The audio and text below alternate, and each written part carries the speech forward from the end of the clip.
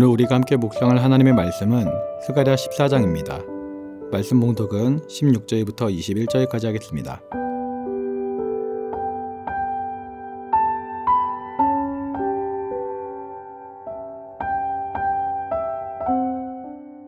예루살렘을 치러 왔던 이방 나라들 중에 남은 자가 해마다 올라와서 그 왕 만군의 여호와께 경배하며 초막절을 지킬 것이라. 땅에 있는 족속들 중에 그 왕 만군의 여호와께 경배하러 예루살렘에 올라오지 아니하는 자들에게는 비를 내리지 아니하실 것인즉 만일 애굽 족속이 올라오지 아니할 때에는 비 내림이 있지 아니하리니 여호와께서 초막절을 지키러 올라오지 아니하는 이방 나라들의 사람을 치시는 재앙을 그에게 내리실 것이라. 애굽 사람이나 이방 나라 사람이나 초막절을 지키러 올라오지 아니하는 자가 받을 벌이 그러하니라. 그날에는 말 방울에까지 여호와께 성결이라 기록될 것이라. 여호와의 전에 있는 모든 솥이 제단 앞 주발과 다름이 없을 것이니 예루살렘과 유다의 모든 솥이 만군의 여호와의 성물이 될 것인즉 제사 드리는 자가 와서 이 솥을 가져다가 그것으로 고기를 삶으리라. 그 날에는 만군의 여호와의 전에 가나안 사람이 다시 있지 아니하리라. 아멘.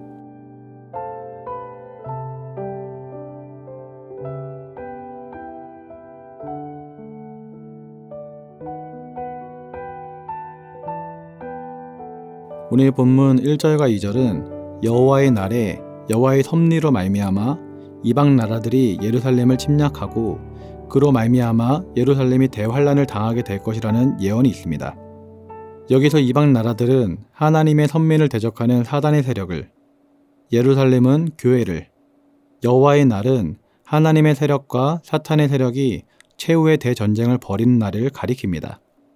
그리고 이방 나라들의 침략으로 예루살렘이 큰 환란을 당하여 절반이나 사로잡힐 것이라는 사실은 성도들 중 상당한 수가 대환란을 당하여서 믿음을 버리게 될 것을 의미합니다. 그러나 그 와중에도 남은 백성은 성읍에서 끊어지지 아니하리라는 것은 하나님께서 택하신 자로서 대환란 중에도 인내하며 끝까지 믿음을 버리지 않은 사람은 하나님께서 보존하시고 구원하실 것을 의미합니다. 이어지는 3절에서 5절 말씀은 선민을 대적한 이방 나라를 치시기 위한 여호와의 감람산 강림과 선민의 피난을 위한 감람산 대분열에 대한 예언입니다. 여기에 보면 여호와께서는 이방 나라를 치시되 이왕의 전쟁의 날에 싸운 것 같이 하실 것이라고 하였는데 이왕의 전쟁의 날이란 과거 선민이 하나님을 의지하여 대적과 싸우던 때를 가리키며 특히 이는 출애굽 당시를 염두에 둔 표현입니다. 그날에 하나님은 갈람산에서 강림하실 것이며 감람산은 동서로 갈라져 계곡을 이루고 그 계곡을 따라서 예루살렘 주민이 도망하게 될 것이라고 예언되어 있습니다. 이것은 하나님께서 선민의 대적을 완전히 파쇄하며 선민의 평안과 안전을 보장할 것임을 보여준다고 할 수 있습니다. 이어지는 6절에서 11절 말씀은 종말론적으로 천지의 대격변과 여호와의 유일한 왕으로서의 등극, 그리고 예루살렘의 영광과 영원한 평안에 대한 예언을 다루고 있습니다.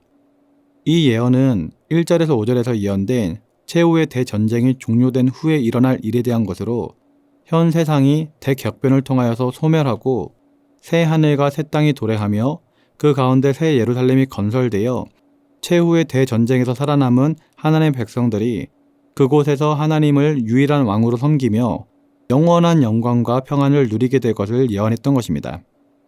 이렇게 볼 때 1절부터 11절 말씀은 대종말 사건 전후로 일어날 놀라운 사건들을 예언한 것임을 알 수 있습니다.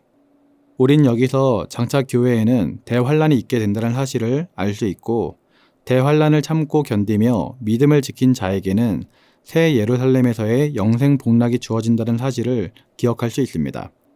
구원은 그냥 경건의 모양만 갖춘다라고 주어지는 것이 아니라 아무리 큰 환란이라도 참고 견디며 끝까지 믿음을 지키는 자, 즉 경건의 능력을 구비한 자에게 임하는 것입니다. 유혹이든 환란이든 그 무엇에 의해서든지 믿음을 버린 자는 결코 새 예루살렘에 들어갈 수 없게 되는 것이죠. 따라서 마지막 때를 살아가는 우리들은 주님 만나는 그날까지 절대로 믿음을 놓치지 말고 끝까지 버티며 끝까지 믿음을 꽉 붙잡고 있어야 될 줄 믿습니다. 이어지는 12절에서 19절 말씀은 여호와의 날에 이방 나라들의 임할 재앙과 이방 나라들이 여호와께 경배하게 될 것을 예언하고 있습니다. 이를 보면 먼저 12절부터 15절에서 선지자는 여호와의 날에 여호와께서 예루살렘을 친 모든 백성에게 재앙을 내리실 것이라고 예언을 합니다. 이것은 9절에서 11절에 예루살렘의 영광과 영원한 평안의 예언이 새 하늘과 새 땅에 건설될 새 예루살렘, 곧 천국에 대한 예언이었다라면 지금 읽은 12절부터 15절의 말씀은 예루살렘을 대적한 자들에게 임할 재앙의 예언, 지옥에 대한 예언이라고 할 수 있습니다. 특별히 본문에서 선지자는 예루살렘의 대적들에게 신체 부위가 썩는 재앙을 내리실 것이라고 하였는데 이것은 예루살렘을 친 자들이 궁극적으로 들어가게 될 영원한 형벌의 장소인 지옥이 어떤 곳인지를 잘 암시해 준다라고 볼 수 있는 것입니다.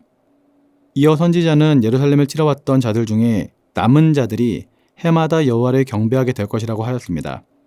이것은 현재 교회를 대적하거나 하나님을 믿지 아니하는 자들 중에도 마지막 때에 하나님의 은혜로 구원받을 자들이 있을 수 있음을 보여준다고 할 수 있습니다. 그리고 이어지는 20절과 21절은 이제 14장 전체의 결론으로 최후의 대심판 이후에 이루어지는 세상에서는 모든 것이 거룩하여진다라는 것을 보여주고 있습니다. 이는 곧 하나님의 구속사가 완료된 상태를 예언한 것입니다. 오늘 본문의 예언은 하나님의 구속사역이 완료된 상태를 우리에게 잘 보여줍니다. 하나님의 구속사역은 끊임없이 지속되고 있으며 하나님의 뜻과 섭리 가운데 단 한순간도 단절됨이 없이 그 완성을 향해 진행되고 있는 것입니다. 이러한 하나님의 구속사역은 하나님의 신실하심, 의로우심, 능하심으로 말미암아 그 궁극적인 목표지에 반드시 도달하게 될 것입니다. 따라서 우리는 이러한 하나님의 역사를 바르게 볼 수 있는 안목을 갖추고 있어야 하겠습니다. 또 우리가 지향해야 할 삶의 방향, 삶의 목표, 그리고 지금 걷고 있는 삶의 여정이 이러한 하나님의 궁극적인 목표와 부합한 것인지를 다시금 돌아봐야 될 줄 믿습니다. 그래야 하나님이 행하시고 이루시는 축복된 역사를 소망함과 더불어 그 역사에 동참하는 삶을 살아갈 수 있기를 예수님의 이름으로 기도드립니다. 기도하겠습니다. 사랑의 하나님 아버지, 오늘 말씀을 통하여 마지막 날에 대환란이 있음을 깨닫게 하시니 감사를 드립니다. 그 마지막 날에 믿음을 끝까지 지킨 하나님의 백성들은 이제 영원한 하늘나라에서 영생 복락을 누리게 됨을 깨닫게 하시니 또한 감사를 드립니다. 지금 우리가 살아가고 있는 이 시대가 마지막 때가 가까운 시기라는 것을 잊지 않게 하여 주시고 늘 깨어서 마지막 때를 준비할 수 있는 믿음의 사람 될 수 있도록 역사하여 주시옵소서. 감사를 드리며 예수님의 이름으로 기도드립니다. 아멘. 하늘에 계신 우리 아버지, 아버지의 이름을 거룩하게 하시며 아버지의 나라가 오게 하시며 아버지의 뜻이 하늘에서와 같이 땅에서도 이루어지게 하소서. 오늘 우리에게 일용할 양식을 주시고 우리가 우리에게 잘못한 사람을 용서하여 준 것 같이 우리 죄를 용서하여 주시고 우리를 시험에 빠지지 않게 하시고 악에서 구하소서. 나라와 권능과 영광이 영원히 아버지의 것입니다. 아멘.